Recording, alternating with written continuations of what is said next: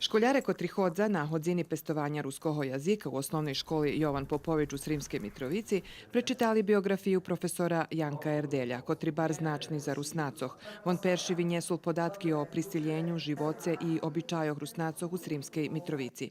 Tako značeli 120 roki od jeho narodzenja, a već su programi predluželi recitovat stihi Mikolim Kočiša.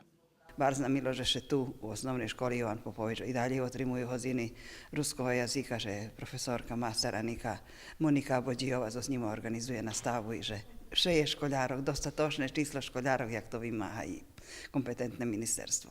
Znamy, že to bol Svätý Mikolaj, ktorý zberal všetkých ľuďoch na Švédce do zajednici. A to náš Mikola Kočiš, hej, toto robil u našim ruskim narodze, takže bar skrašne vidite o ti dzeci, pravda, že je i vecej, ali spodziewamy się, że i Svätý Nikola i to Mikola jeszcze pozbiera do vekšovog čísla, daj Bože.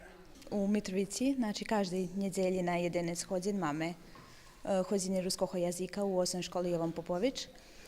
Máme svoje ključi, takže zahodzíme še da bitno nam da máme hodiny. U programi u ramikoh 27. dnjoh Mikolima Kočiša na sreduše organizuje stretnuce zo školjarami kotri uča ruski jazik u Kuli, a na štvartok, 14. decembra, zo školjarami kotri uča ruski jazik u Novim Orahove i Bačkej Topolji.